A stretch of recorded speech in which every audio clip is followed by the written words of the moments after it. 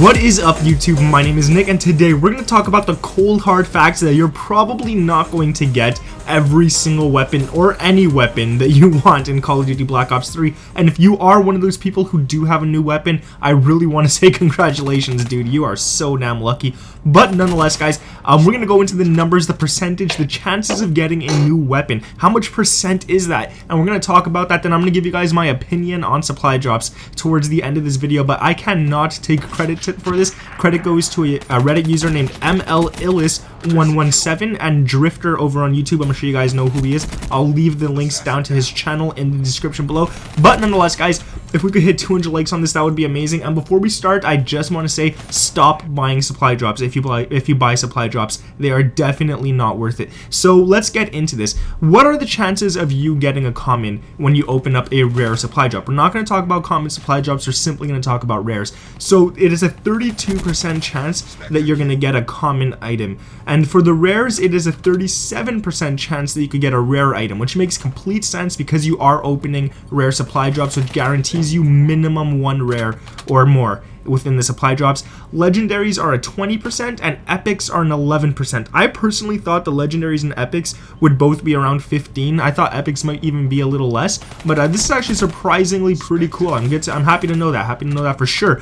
And then with these, what do you get? So let's say these commons and these legendaries and these rares, sure, that's the numbers that you get, but within that 20% of legendaries, which ones are weapons? How many of that is actually weapons? Well, when you open up a rare supply drop, 31% is going to be a camo. So the 31% chance that you're getting a camo, a 25% chance that you're getting other stuff like textures, decals, and all that kind of stuff. 23% chance that you're getting gestures.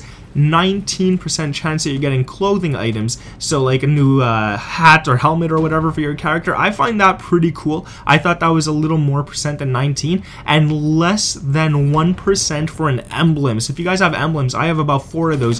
Those are really rare to get. I didn't know that they were that rare, to be quite honest. And also less than 1% to get a new weapon. So if you guys have 100 supply drops, you should be expecting to get at least one weapon. But that's not the case for me, and I'll get into that after when I get into my opinion and stuff like that. Now with these supply drops, let's go into a little more detail here. You paid $1.99 per supply drop, and this is where Drifter comes in. This is where he used his own math to figure a bunch of stuff out after this. So with $1.99, you get a new weapon which costs an average of $81. You're gonna have to spend a minimum of $81 to get a new weapon. Now you could get lucky and you could get the weapon with only spending $2, but chances are on average $81 to get a new weapon, which seriously sucks. And then Drifter, what he did is he put into consideration the fact that you receive crypto keys every rare drop that you open. You receive 1 to 30 crypto keys, and you also burn duplicates as well. So what he did is he put that all together into consideration and figured out that it's gonna be about $50 for a new weapon,